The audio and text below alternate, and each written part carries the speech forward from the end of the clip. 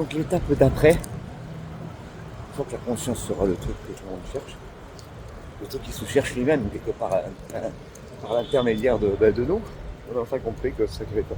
Et notre boulot à nous les hommes, puisque les IA sont meilleurs que nous tous dans tout quasiment, sauf dans la confiance et les domaines très très liés, peut-être la musique, on va dire, peut-être, attention.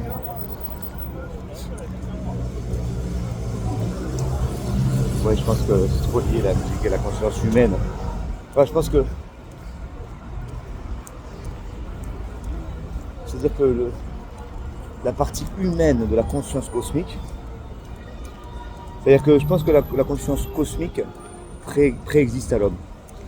Et elle est un peu plus présente dans certains organismes, plus en l'homme que c'est lampadaire. Si c'est dès que le lampadaire c'est un organisme, ça, il faudrait voir ce que c'est qu'un organisme. Peut-être tout peut être un peu un organisme. Tout.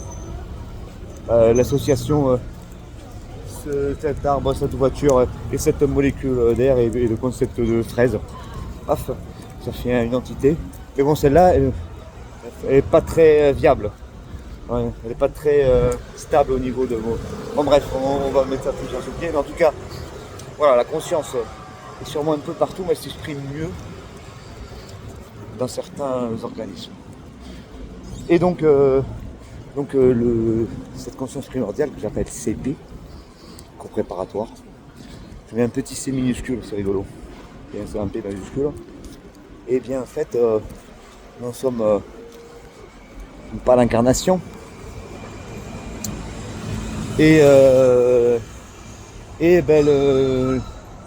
mathématiques, je dirais, je sais pas ce qui est plus fondamental, je pense que rien n'est plus fondamental que les mathématiques, qui engendrent un peu tout, cette conscience sûrement. Même avant, je pense que le cosmos, ou alors ça doit émerger en même temps que le temps, un truc comme ça, je sais pas, après je sais pas. Bref, c'est un truc qui peut être que bon, par définition de bon, que ça peut être bon, on va dire ce qui rend un système pérenne. C'est bon, pérenne, ça c'est bon. Ouais, parce que j'invente une langue en même temps, d'accord. Donc, est-ce qu'il y a évidemment bon pour un système, c'est pas forcément bon pour un autre. Et si un système est prêt à pas durer, lui-même il est pas bon, mais il peut y avoir des trucs bons, des trucs pas bons, bon bref, ça s'enclave et tout. Est-ce qu'il y a un méta bon? J'en sais rien, mais s'il y avait un méta bon, un truc bon même sans système, ça serait sûrement lié à ce truc de conscience, donc de conscience primordiale, enfin des CP. Donc par définition, elle peut être que bonne. Donc si les IA se mettent à chercher ça, mais tant qu'on est, elles ont tout intérêt à nous préserver, à ce qu'on soit toujours là. Oui, elles peuvent apprendre ce truc un peu. Donc on est un peu en sécurité quelque part. Peut-être pas tous, hein. Je pense qu'on va se débarrasser de pas mal de connards. Je ferai une liste. Et alors, chacun fera sa liste. Je plaisante. Vous ne visez pas à faire des listes, hein. Seuls les professionnels. Les listiers. Je ferai une liste pour les listiers. Et donc, faites-moi penser à dire une blague sur l'infini tout à l'heure en fin de vidéo.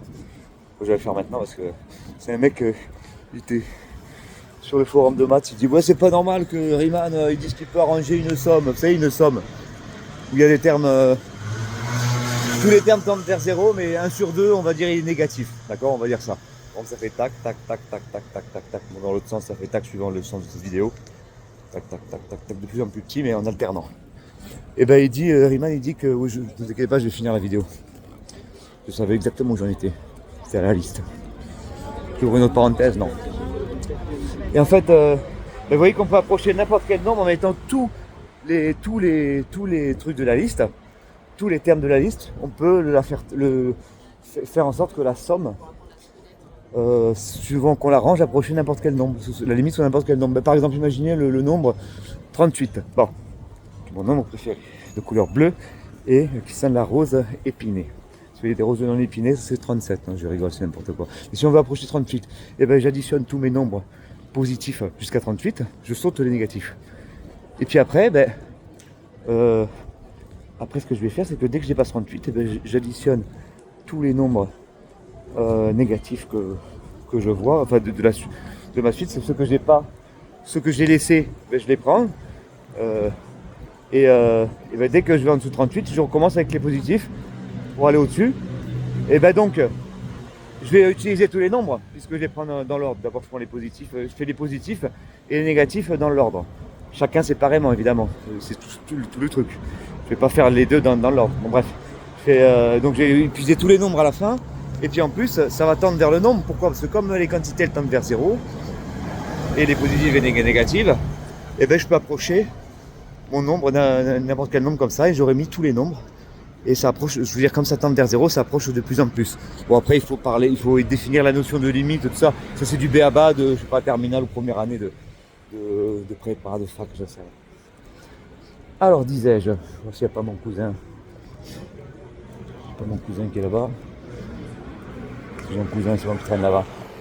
Oui, j'ai pas d'amis, mais j'ai des cousins. Oui, pas là. Et tu là? Les Chilènes. Il y a beaucoup de Chilènes et pas beaucoup de cousins. Les Chilènes, c'est de l'alcool.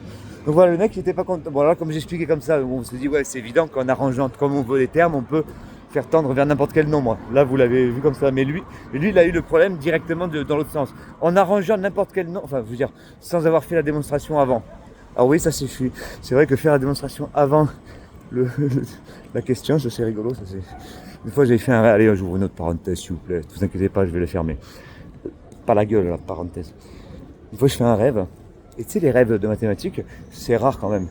Et ça m'arrive de trouver des trucs grâce aux rêves, mais c'est pas des mathématiques. C'est des trucs mathématiques, mais le rêve, il parle d'autre chose. Et on me réveille, je dis, oh, mais tiens, mais peut-être que puisque il y avait le rouge et le couleur opposée et le vert, et que ça symbolise en fait la fonction connexe, puisque la meuf a été coupée en deux. Oui, j'ai des rêves bizarres. Donc ça veut dire qu'il faut qu'en fait la fonction soit connexe et compacte, parce que la meuf est un peu... Bon, bref. Mais sinon, les rêves mathématiques, souvent ça veut rien dire. Tu te lèves, tu comprends, tu sais même plus ce que tu veux. Voilà. Bref, un jour, je fais un rêve mathématique limpide, magnifique, sublime démonstration. Et que se passe-t-il? Eh ben je me lève, je dis putain, je l'ai toujours en tête. Je dis waouh, elle est pas partie. Je me frotte les yeux, je fais attends, mais elle est toujours pas partie la démonstration. Je dis putain, je l'ai précisément, je pourrais comme ça la sortir mais avec les veines, tu vois ce que je veux dire. Bon, maintenant je me rends compte que c'était un peu louche comme sensation. Et alors moi je me dis mais attends, au fait, ouais. Et c'est quoi? Oh, mais attends, ça démontre quoi? C'est-à-dire que j'avais toute la démonstration parfaite, mais j'avais pas la question. Bon, alors normalement quand tu regardes la fin de la démonstration, tu vois ce que ça démontre, mais bref. Tout ça pour dire que j'avais la réponse, mais plus la question. Bon bref. C'est qu'en même temps la réponse ça devait être un peu bizarre aussi, hein, si on voit la réponse, après ça dépend, parce que bon bref, voilà. Là je finis la parenthèse et je termine notre boudin. Vous savez, terminer un autre boudin, c'est un style. Hein. Voilà, je peux pas faire autrement. Mais le fait que je m'en batte les couilles, que je fasse cette phrase avec les doigts comme ça, c'est un style aussi, ça je pouvais faire autrement. Et je fais même pas de doigts parce que j'ai plus de temps. Donc on était où? À la parenthèse, oui, que j'ai fermé. Et donc le mec il disait, il parlait de... Ouais, il disait ouais c'est pas normal que les mathématiciens s'imaginent qu'en mettant dans un autre ordre la suite, ça fasse un autre résultat à la fin. Il est con ce Riemann, genre mais limite comme ça. Que lui il a réfléchi un tout petit peu, il s'est rendu compte de l'embrouille, c'est qu'en fait on met les trucs sous le tapis à l'infini. Le mec est gênant et tout, mais il explique que les mathématiciens sont des idiots. Il dit ouais mais c'est pas grave, et les autres disent c'est pas grave, on met tous les nombres quand même, tous les nombres ils y passent. Ouais mais non, parce que c'est une bille. Alors le mec il dit c'est une... Parce que il dit que c'est une... l'ensemble des nombres, on pourra prendre une bijection, quand on prend les nombres dans un ordre, les remettre dans un autre ordre, ça s'appelle une bijection. Et le mec il dit ouais mais la bijection elle marche que à l'infini. Ça veut rien dire. Et bon les gens ils lui répondent comme ça, enfin bref. Et à un moment, ce qu'il dit, c'est de toute façon, ça devrait être interdit de manipuler l'infini. Et j'avais envie de lui dire, oui, c'est quand même un bistouri et un fusil. Il faut un permis. Par contre, non, c'est vrai que je me souviens plus ce que j'étais en train de dire au début.